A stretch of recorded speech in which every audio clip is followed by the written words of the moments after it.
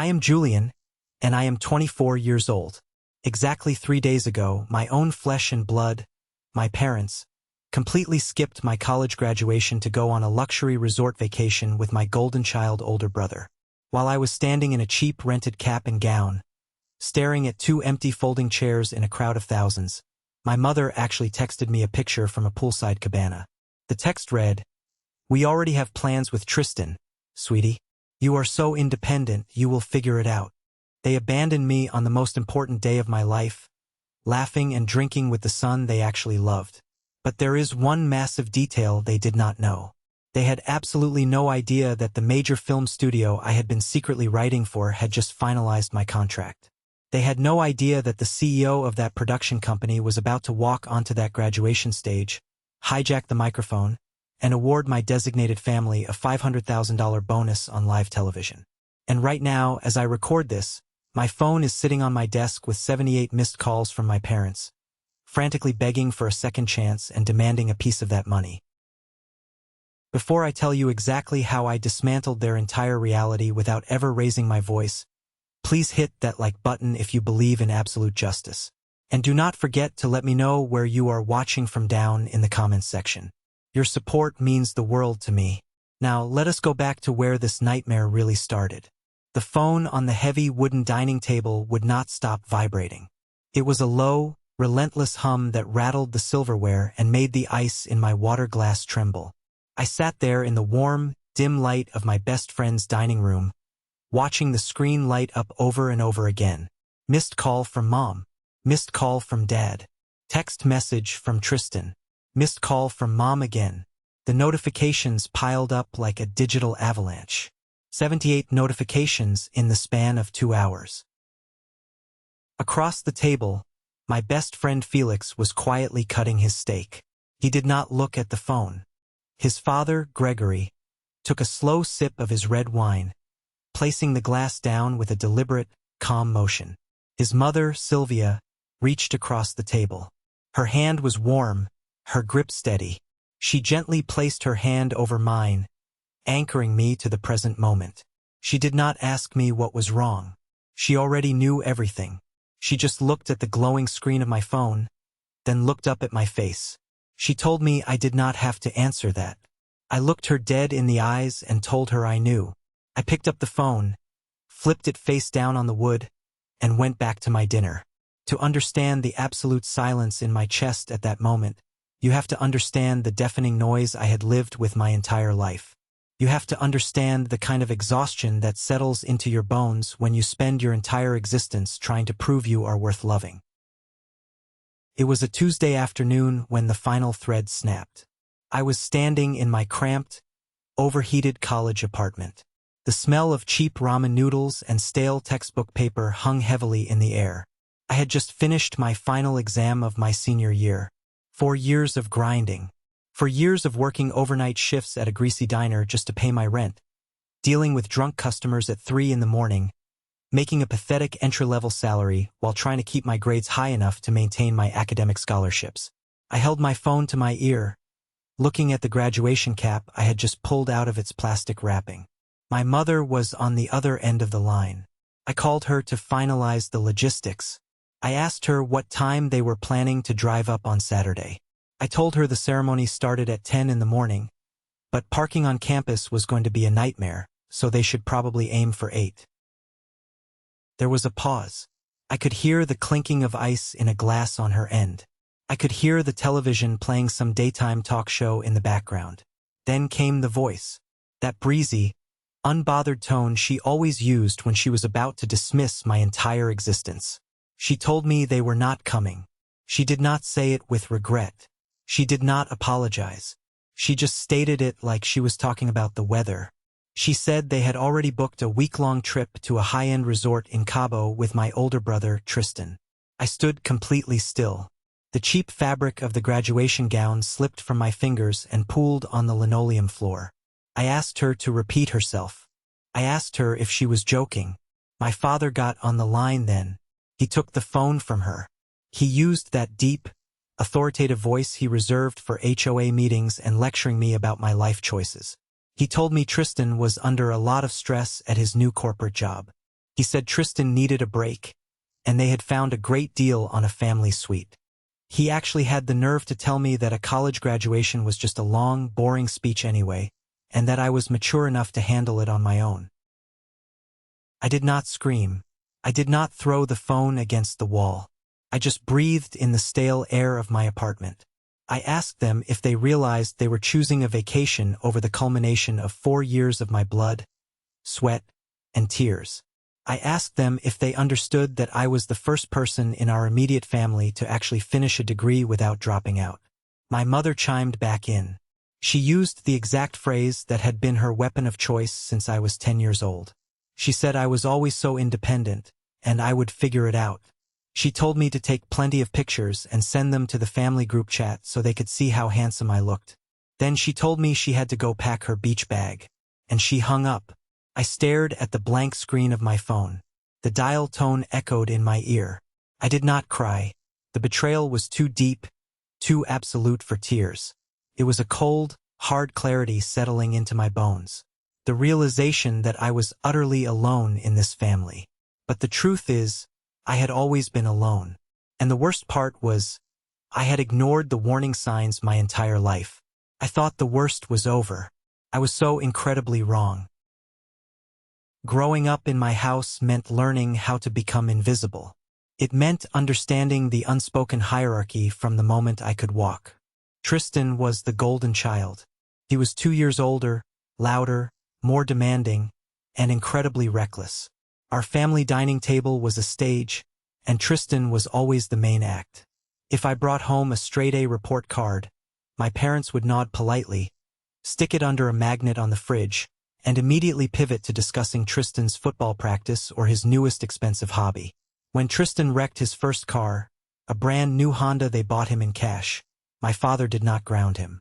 He did not make him pay for the damages. He patted him on the back, told him accidents happen, and bought him a new one. When I needed a car to get to my part-time job at Walmart, my father directed me to the city bus schedule and told me building character builds a man. They paid Tristan's rent when he moved out into a luxury apartment downtown. They paid his credit card bills when he maxed them out on designer clothes and weekend trips to Vegas.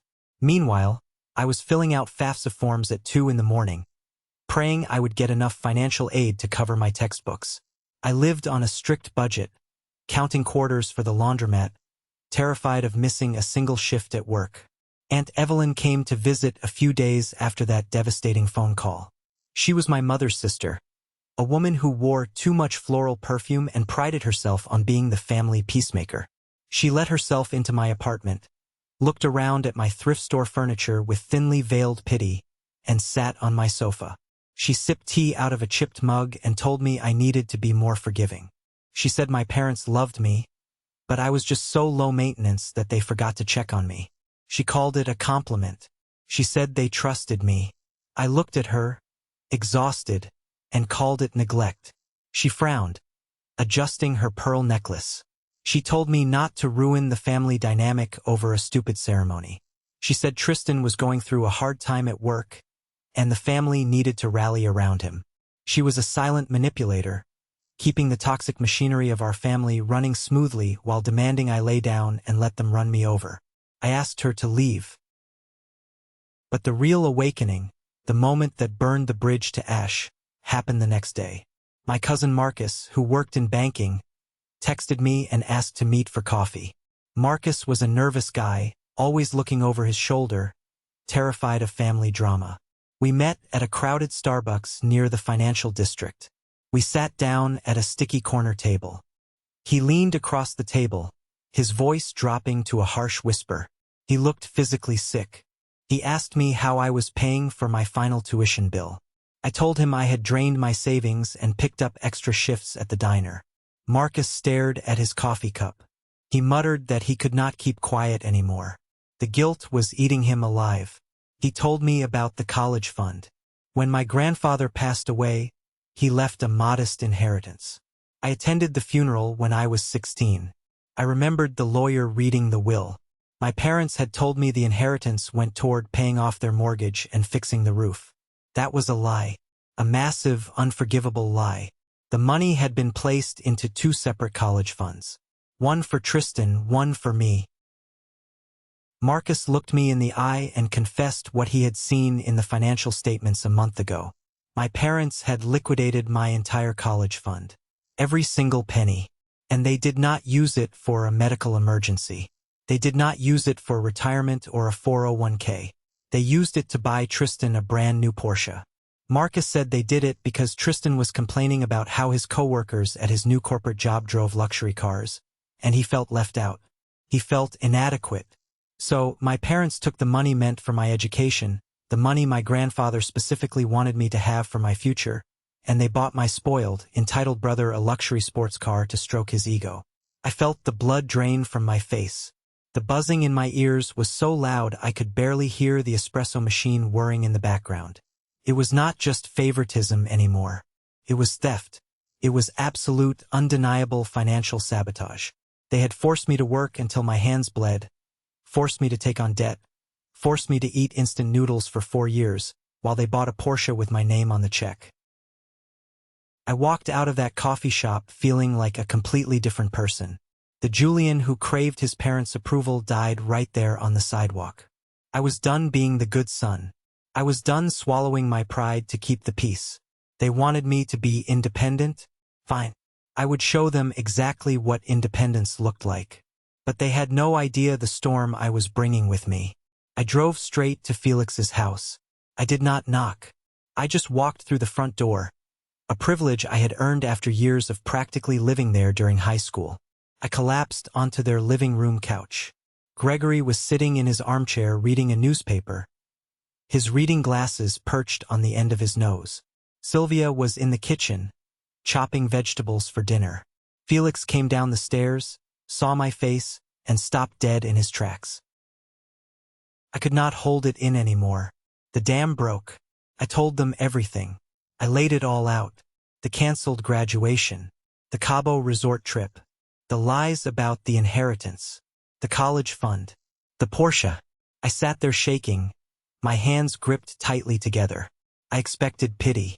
I expected the awkward silence people usually give when family trauma is dumped on their floor. But Gregory folded his newspaper, set it down carefully on the coffee table, and took off his glasses. The look on his face was pure, unadulterated anger. Not at me. For me. Sylvia walked out of the kitchen, wiping her hands on a dish towel. She walked over, sat next to me on the couch, and put her arm firmly around my shoulders. She did not offer empty platitudes. She did not tell me family is everything, or that time heals all wounds. She looked at me with a fierce, maternal protectiveness that I had never experienced from my own flesh and blood. She said, "Julian, they do not deserve to sit in those chairs. They do not deserve to watch you cross that stage. But we would be honored to take their place, if you will have us." I looked at Gregory. He nodded firmly. He told me he already had his best suit pressed and ready to go. In that exact moment, the definition of family was permanently rewritten in my brain. Family was not blood. Blood meant nothing. Family was the people who showed up when you had absolutely nothing to offer them. Family was the people who defended you when you were not in the room. But my personal life was not the only battlefield I was fighting on. For the past 2 years, I had been working as an intern at a mid-sized film production company, quietly writing a feature-length screenplay. It was my lifeline, my exit strategy from poverty. I poured every ounce of my pain, my isolation, and my ambition into those pages. A guy named Victor worked in the same department. Victor was a snake in a designer suit. He had the kind of wealthy parents who bought his way into the industry, but he had zero actual talent. He coasted on connections and stole ideas from interns. He had been snooping around my desk for weeks, asking overly specific questions about my project. 3 days before graduation, I walked into the office early.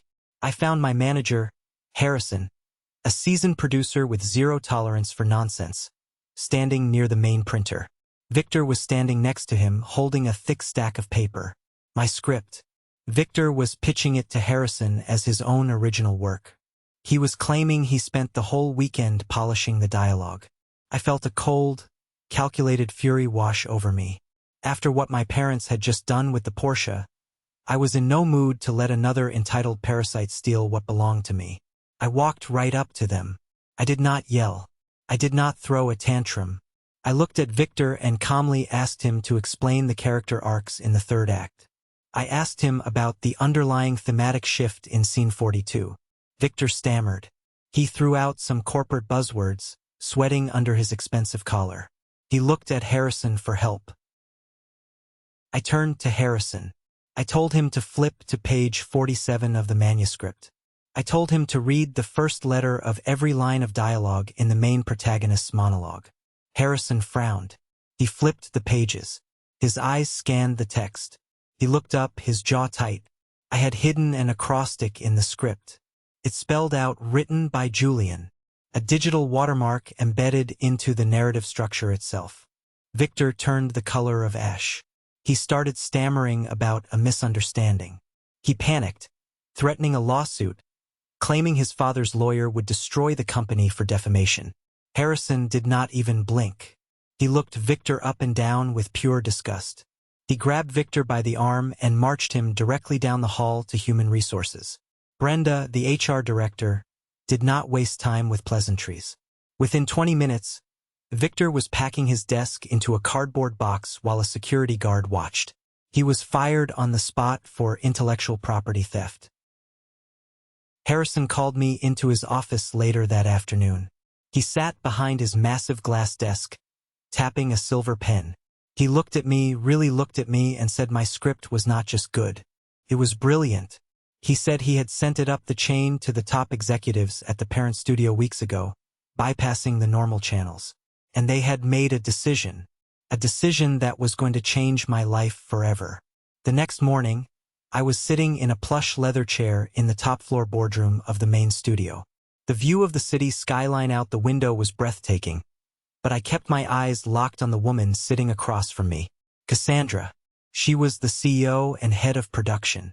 She was a woman who commanded a room just by breathing. She did not waste time with small talk. She slid a thick, legally binding contract across the polished mahogany table. The number printed on the first page made my vision blur. It was enough money to buy premium real estate. It was enough money to never worry about rent, tuition, or groceries ever again. It was absolute, undeniable freedom. My salary as a professional screenwriter was officially secured. I picked up the pen and signed the papers with a steady hand. I did not hesitate. Cassandra smiled. It was a sharp, predatory smile of someone who knew a good investment when she saw one. She leaned forward and told me the studio was actually one of the main corporate sponsors for my university. She said she was scheduled to give the keynote speech at the graduation ceremony this weekend. She wanted to make a public announcement about the acquisition of my script, right there on the stage. She wanted to show the university, the alumni network, and the press what kind of talent they were producing.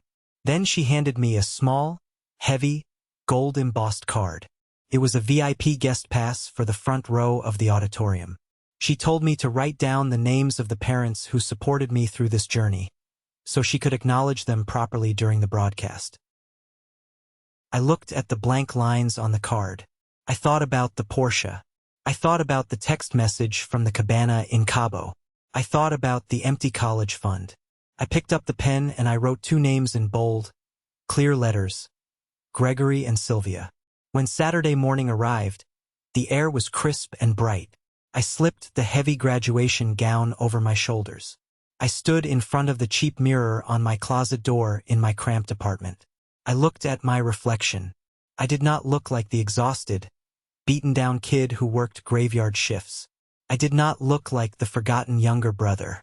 I looked like a man who had built an empire out of dirt. I drove to the auditorium in silence. The campus was swarming with families. Fathers carrying bouquets of flowers.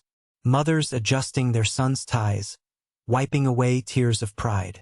Everywhere I looked, I saw the kind of unconditional love I had been starved of, the kind of support I had begged for. But I felt no jealousy today, only a cold, hard focus. I walked into the massive hall and found my seat among my classmates. The noise was deafening. The brass band was tuning their instruments. I turned around and scanned the VIP section in the front row. And there they were. Gregory was wearing his best tailored suit, sitting tall and proud, looking like a man attending a presidential inauguration. Sylvia was wearing a beautiful floral dress, already clutching a tissue in her hand. When she saw me looking, she waved frantically, her face breaking into a massive, tearful smile. Gregory gave me a firm nod, placing his hand over his heart. They were not my blood. They had no legal obligation to me. But in that moment, as the lights in the auditorium dimmed and the academic procession began, I knew exactly who my family was. The storm was about to break. My parents were currently sitting in a 5-star resort in Cabo, probably sipping margaritas, complaining about the Wi-Fi, and laughing at my expense. They thought they had gotten away with it. They thought I was just a quiet, obedient loser who would swallow their disrespect, take his little piece of paper, and fade into the background of their perfect family portrait. They were about to find out exactly how loud my silence could be. The stage was set, the cameras were rolling, and the CEO was walking up to the microphone. The university auditorium was a massive, cavernous space, a sprawling sea of thousands of folding chairs perfectly aligned on the polished hardwood floor. The air was thick and heavy, carrying the scent of cheap hairspray, nervous sweat, and the distinct, dusty smell of the old red velvet curtains framing the grand stage. I sat perfectly still in the middle of a massive block of black gowns, staring straight ahead.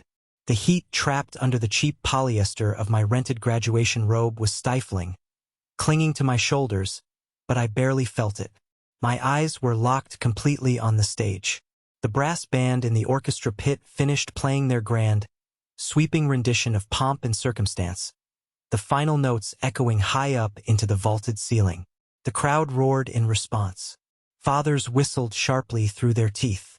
Mothers held up their smartphones, the glow of thousands of screens illuminating the darkened room, recording every single second of their children's achievements. I knew exactly what was happening 2,000 miles away. Down in Cabo, the morning sun was probably just starting to beat down fiercely on the pristine, turquoise water of the luxury resort pool. My parents were likely sitting in their rented, overpriced cabana, ordering their first round of mimosas on a silver tray. They had probably set up an iPad on the small glass table between their cushioned lounge chairs, logging into the university's live stream just to keep up appearances. They wanted to take a single screenshot of my face for a split second when I walked across the stage, just so they could post it on Facebook and pretend to their country club friends that they were the proud, supportive parents they never actually were. They thought they were entirely safe. They thought they had successfully managed their double life, coddling their golden child with a brand new Porsche bought with my stolen inheritance, while throwing me the pathetic scraps of their attention. It was the ultimate trap of complacency. They had underestimated me for so long, treating me like a compliant ghost in my own family, that they forgot I had a brain, a voice, and a breaking point. The university president stepped up to the heavy wooden podium. He adjusted the microphone, which let out a sharp, piercing squeal of feedback that echoed through the massive hall, making people wince.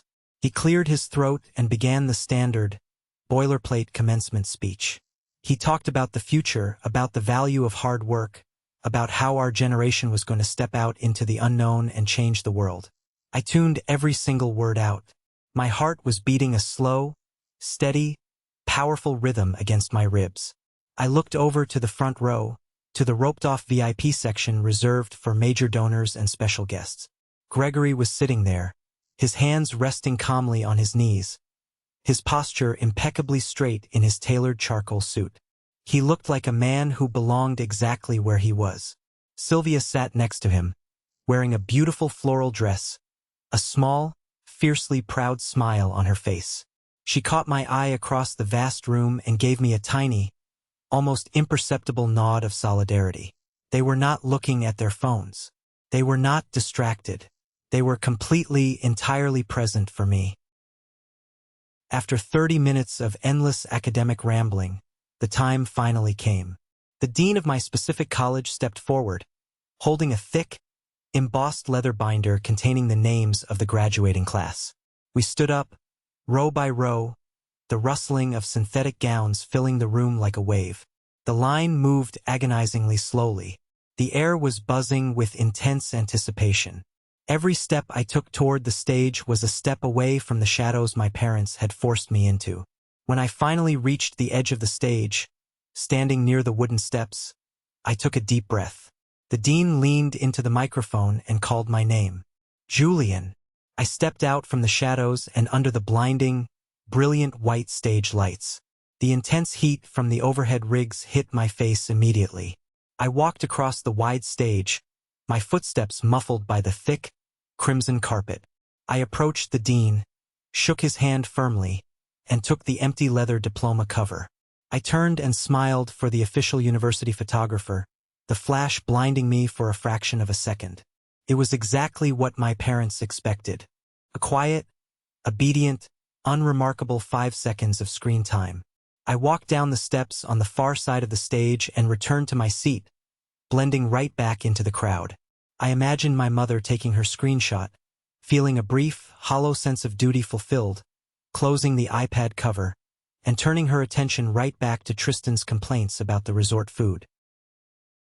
But the ceremony did not end there. The dean walked back to the microphone, tapping it twice. He looked out at the restless crowd. People were already starting to gather their programs, adjusting their bags, preparing for the inevitable stampede to the parking lot. "Ladies and gentlemen," the dean said, his voice booming heavily through the massive speakers, demanding absolute silence. "Before we conclude this morning's commencement exercises, we have a very special, unprecedented announcement.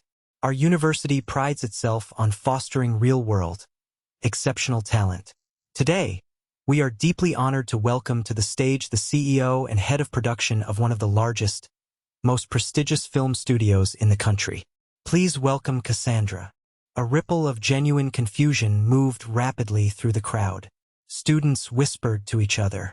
Parents checked their printed programs, looking for her name. This was not on the schedule. The heavy velvet curtains on the side of the stage parted smoothly. Cassandra walked out. She was wearing a sharp, impeccably tailored white suit that radiated authority. She looked like a woman who could effortlessly dismantle a Fortune 500 company before her morning coffee. She carried a sleek, black leather portfolio under her left arm.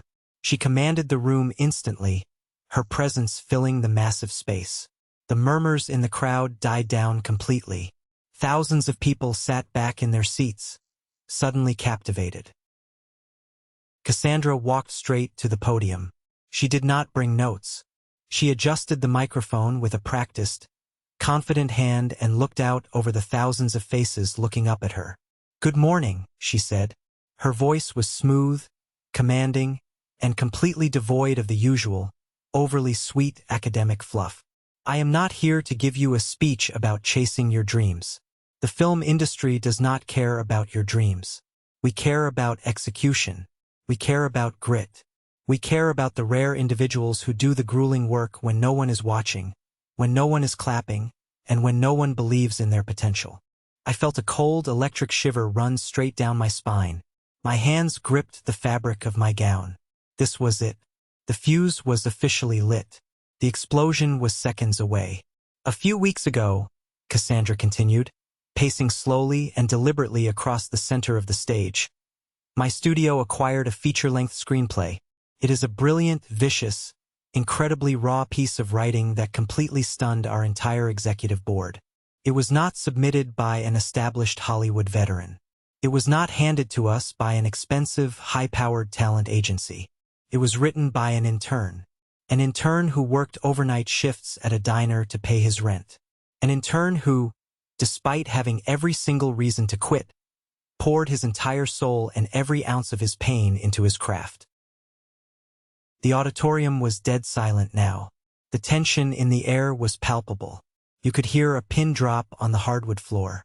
"That intern is graduating in this room today," she said, her sharp eyes scanning the sea of black gowns. "And as of yesterday morning, he is officially no longer an intern. He has been given a massive, unprecedented promotion to lead staff writer for our upcoming slate of original feature films. His starting salary breaks every single record we have ever set for a first-time writer. We did not just buy a script. We bought a visionary career. She stopped pacing. She opened the sleek leather portfolio resting on the podium. "Julian," she said, her voice echoing powerfully off the high vaulted ceilings. "Stand up." My chest tightened, a knot of pure adrenaline forming in my throat. I stood up. I pushed my chair back, the sound scraping loudly in the quiet room.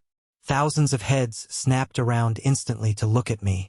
The professional camera operators running the university's live stream immediately swiveled their massive lenses, zooming in tight on my face. My face was instantly projected onto the massive digital screens flanking both sides of the stage. I kept my expression completely neutral, masking the hurricane of emotion inside me. I did not smile. I did not wave humbly. I just stood there, tall and unyielding, looking straight back at Cassandra. "Julian," Cassandra said, looking right into my eyes, her voice broadcasting to the entire world. "Your talent is undeniable, and your work ethic is unmatched. But in our industry, we know that behind every great writer, there is usually a foundation of support.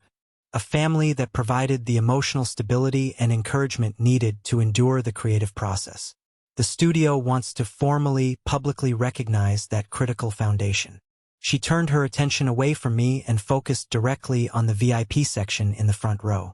When I asked Julian who he wanted to honor today, he did not hesitate for a single second, she said, her voice cutting through the silent room like a knife. He gave me the names of the two people who actually showed up for him, the people who sat in the front row, the people who proved that family is a continuous action, not a genetic entitlement. Cassandra reached into her portfolio. She pulled out a large, beautifully printed ceremonial check. It was massive, impossible to miss. "To Gregory and Sylvia," Cassandra announced, her voice ringing with absolute crystal clarity. "On behalf of the studio, as a special signing bonus embedded directly in Julian's contract, we would like to present you with a gratitude stipend of $500,000. The number hung suspended in the heavy air for a fraction of a second, completely incomprehensible, before the entire auditorium erupted into absolute chaos. $500,000. $500,000. The crowd went completely insane. People were gasping loudly, jumping out of their seats, screaming in pure disbelief. The applause was deafening, a physical, concussive wave of sound crashing over the room and rattling the floorboards. I looked down at the front row. Gregory was completely frozen. His mouth was slightly open, his normally stoic, unshakable demeanor completely shattered by the magnitude of the moment. Sylvia had both hands clamped tightly over her mouth, her eyes wide, tears streaming rapidly down her face, ruining her makeup. "Please," Cassandra said, projecting her voice over the massive roar of the crowd, gesturing gracefully to the stairs leading up to the stage. "Come up here and accept this." Gregory stood up. He looked slightly dazed, like a man waking up from a dream. He reached down and took Sylvia's shaking hand. They walked together up the side stairs, their steps unsteady, overwhelmed by the sheer scale of the event. As they reached the center of the stage, the bright spotlight hit them directly. The cameras zoomed in tight on their faces, broadcasting their raw, unfiltered shock to the massive screens. This was not a staged reality show moment carefully edited for television. This was real, visceral emotion unfolding live. Cassandra handed the massive cardboard check to Gregory. He took it with visibly shaking hands. He looked down at the bold black numbers printed across the board. He looked back up at me, standing isolated in the middle of the graduating class, surrounded by stunned classmates. He did not care about the flashing cameras. He did not care about the thousands of people screaming and clapping. He looked right at me and mouthed the words, clearly and deliberately, "Thank you, son." Son. The word hit me harder than the money ever could. It struck a chord deep in my chest, a place that had been hollowed out by years of neglect. I nodded back at him, my throat tight, finally allowing a small, genuine smile to break through my stoic facade. The cameras were rolling continuously. The live stream was capturing every single millisecond, broadcasting it globally. I knew with absolute, unwavering certainty exactly what was happening in Cabo. I could perfectly picture the iPad sitting on the glass table by the resort pool. I could picture my mother's sunburned, relaxed face turning completely white, the blood draining from her cheeks as she dropped her mimosa on the concrete. I could picture my father choking violently on his drink, scrambling to turn up the volume, refusing to believe his own ears. The money they loved so much, the money they worshipped above their own child. $500,000, handed over on live television to two complete strangers, while they sat in a luxury resort wearing bathing suits, completely and utterly humiliated in front of the entire world, their country club friends, and our extended family. They had stolen my grandfather's inheritance to buy Tristan a Porsche. Now, I had just given my real family enough money to buy a fleet of them. When the ceremony finally concluded, it took us over an hour to fight our way out of the building. We were swarmed. Classmates I had never spoken to were stopping me, trying to shake my hand. Parents were congratulating Gregory and Sylvia, asking them what their secret to raising such a successful son was. Gregory handled it with pure class, deflecting the praise back to my hard work, while Sylvia simply held my arm tightly, refusing to let go. We finally made it to Gregory's car, escaping the madness. We drove across town to a quiet, incredibly upscale steakhouse, a place I could never have dreamed of affording a week ago, to celebrate properly in a private dining room. That was when the phone started vibrating. It sat on the polished wooden dining table between the crystal water glasses. Buzz, buzz, buzz. The notifications piled up rapidly, a relentless digital assault. 78 missed calls in total. Texts came flooding in, rapid fire, layered with escalating panic, blistering rage, and sheer, pathetic desperation. Mom, Julian, what the hell was that? Who are those people on the stage? Answer me. Dad, pick up the phone right now. You are embarrassing this family on a national level. This is a joke, right? Tristan, bro, are you serious right now? $500,000? You gave it to some random neighbors instead of your own blood. Mom, Julian, please call me immediately. We need to talk about this rationally. That money belongs to the family. We are your parents. Dad, I am calling my lawyer right now. You cannot do this legally. You are completely out of your mind. Answer the damn phone. A lawyer. My father was actually threatening to call a lawyer because I gave my own corporate signing bonus to the people who supported me. The sheer, blinding entitlement was almost funny. He actually believed he had a legal claim to my success after abandoning me and stealing my college fund. Sylvia looked down at the phone buzzing violently on the table. She reached out, her hand hovering over it. She looked up at me, her eyes filled with understanding. She told me I did not have to answer it. I looked at the screen, watching my father's name flash one more time, and I told her I knew. I picked up the phone, flipped it face down on the wood, and picked up my menu. We ate perfectly seared steaks. We drank expensive vintage wine. We laughed until our stomachs hurt. For the first time in my entire 24 years of life, surrounded by these two incredible people, I felt completely untouchably safe. Later that night, sitting alone in the quiet darkness of my cramped apartment, listening to the hum of the old refrigerator, I finally picked up my phone and unlocked it. I didn't listen to the frantic, screaming voicemails. I didn't read the massive paragraphs of toxic manipulation and guilt-tripping they had sent. I opened the family group chat, the one they told me to send pictures to so they could pretend they cared. I typed out one single, definitive text message. You told me I was independent. You told me I would figure it out. I figured it out. Enjoy Cabo. Do not ever contact me again. I hit send. Then, without a second of hesitation, I blocked all of their numbers. I blocked my mother. I blocked my father. I blocked Tristan. I even blocked Aunt Evelyn and Cousin Marcus, severing every single tie to that toxic bloodline. I wiped them entirely from my digital existence. I spent the next 3 days packing my cheap apartment into a few cardboard boxes, paid the penalty to break my lease early, and moved into a high-end, sprawling luxury condo downtown the very next week. I thought the silence would be deafening. I thought, deep down, I would feel some lingering guilt, some twisted sense of biological obligation that society tells us we must have for our parents. But when I woke up the next morning, pouring coffee and looking out over the sprawling city skyline from my new glass balcony, I felt absolutely nothing but clean, cold, beautiful peace. 6 months passed. 6 months of absolute, impenetrable radio silence from my end. My career exploded faster than anyone predicted.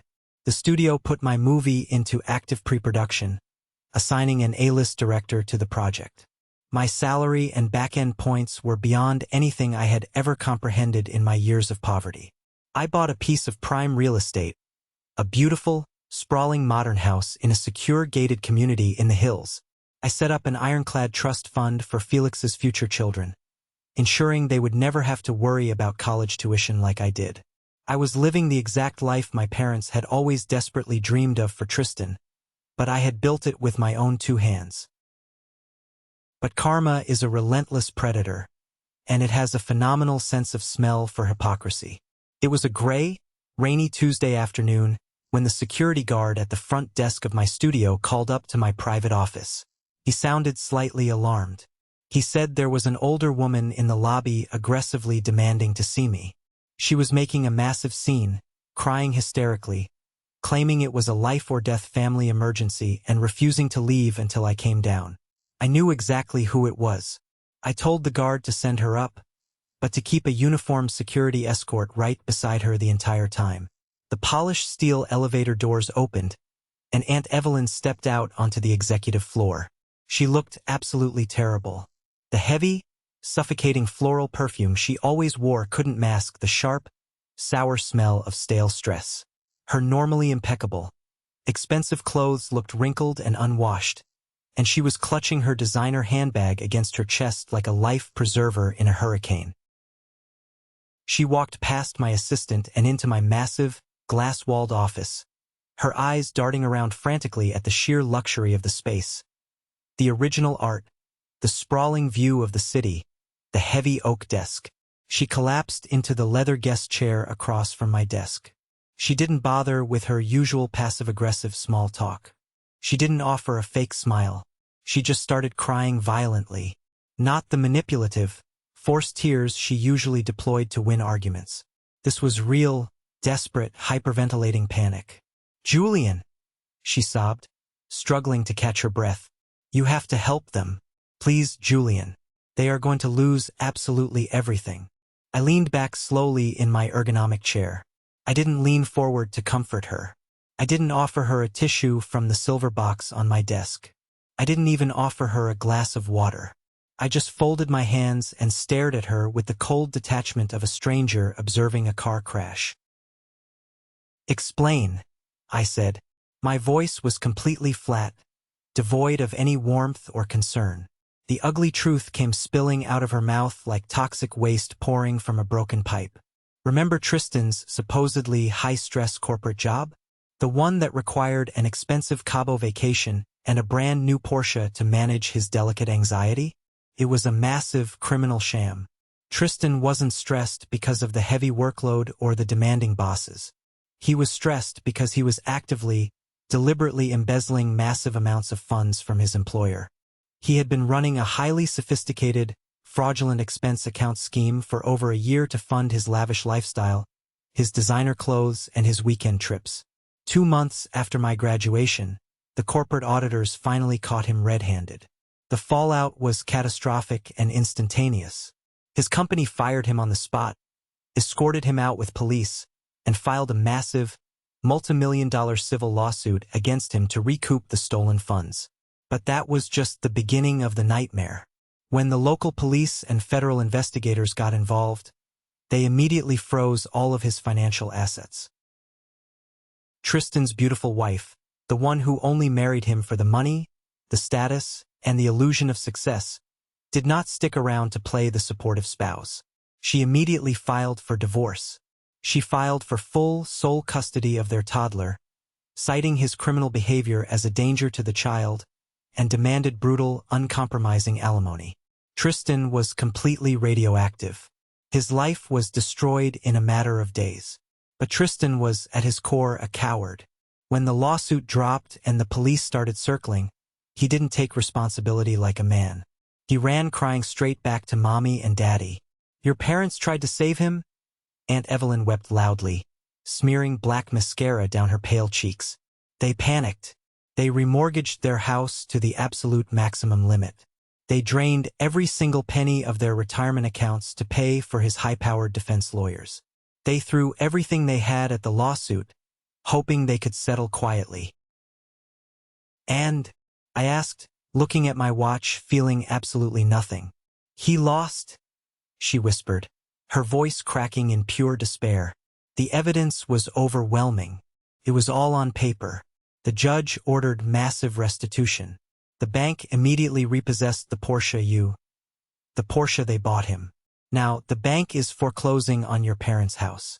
The real estate market dipped severely last month, and they are completely underwater on the new mortgage. They are meeting with a bankruptcy attorney tomorrow. The inheritance from your grandfather, their savings, the house, it is all completely gone." I looked past her, watching the city rain beating relentlessly against my floor-to-ceiling window. My parents had callously sacrificed my future, deliberately stolen my college fund, and abandoned me on my graduation day to coddle and spoil a criminal. They had built their entire identity, their entire sense of pride around the golden child, and the golden child had taken a match and burned their entire lives to the ground. "They have nowhere to go, Julian," Evelyn begged, leaning dangerously far across my desk, reaching out as if to grab my hand. "They need a place to stay. They just need a loan.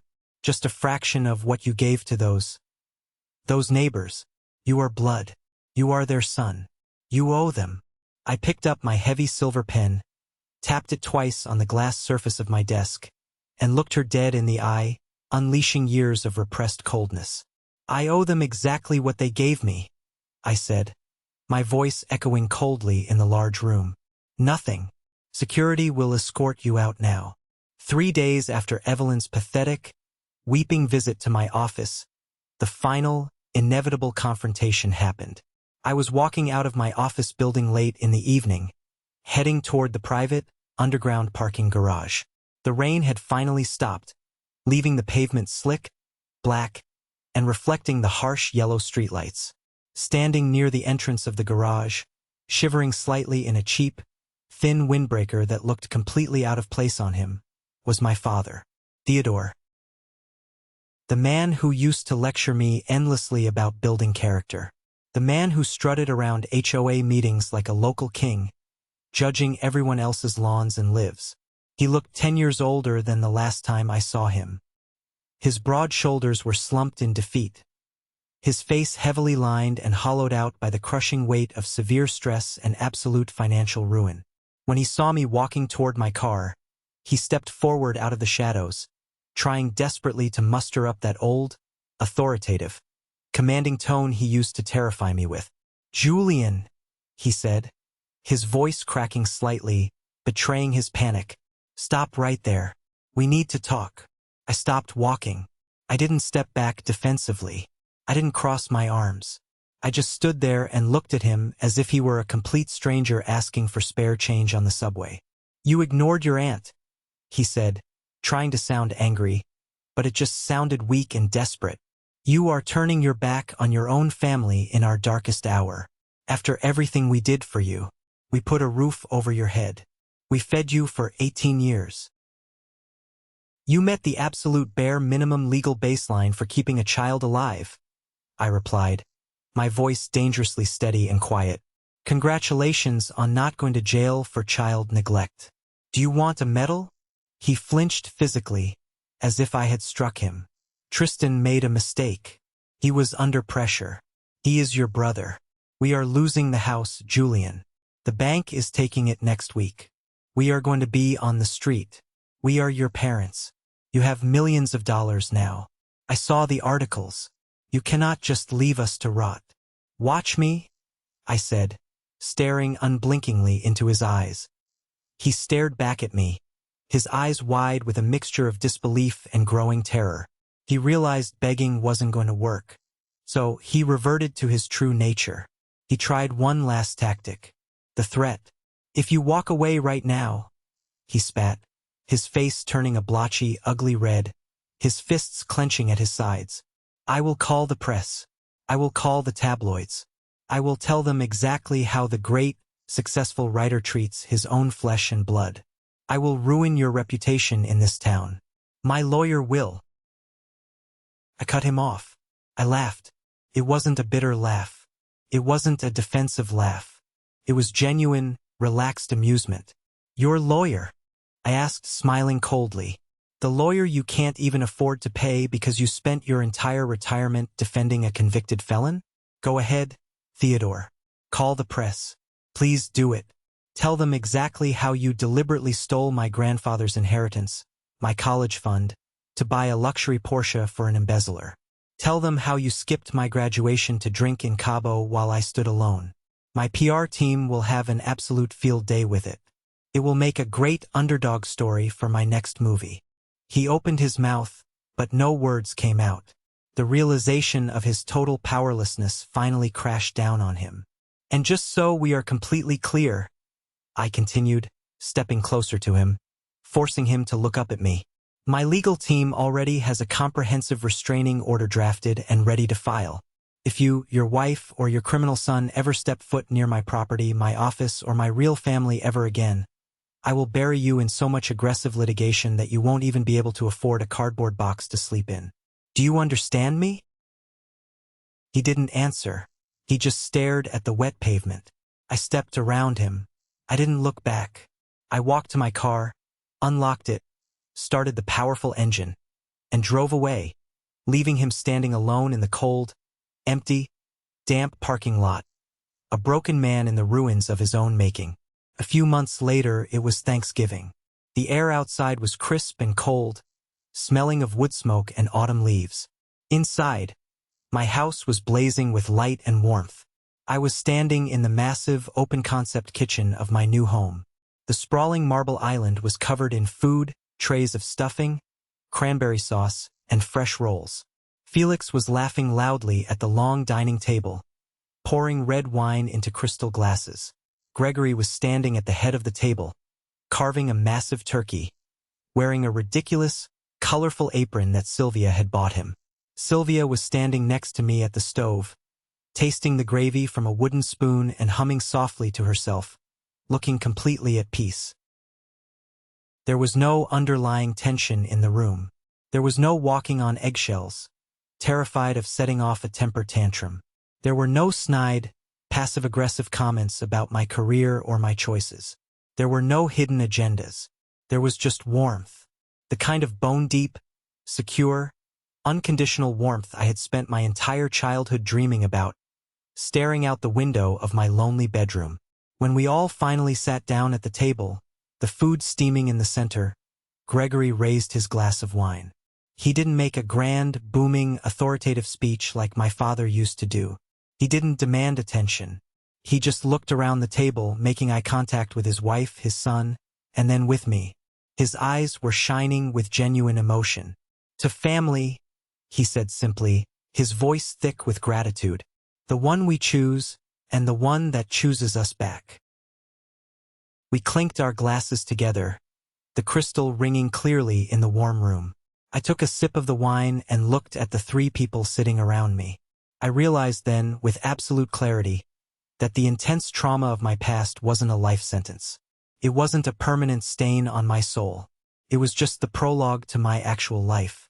The universe had tested me, tried to break me down with years of neglect, financial betrayal, and emotional abuse, but all it did was temper me into unbreakable steel. I had dug myself out of the dark, suffocating grave my parents had built for me, and I had built a brightly lit kingdom right on top of it. I share this story not to brag about the money, the career success, or the brutal, poetic revenge. I share it because I know with absolute certainty that someone out there is listening to this video right now, sitting in a house that feels like a cold prison, desperate for the approval of people who are fundamentally incapable of loving them. You are not crazy.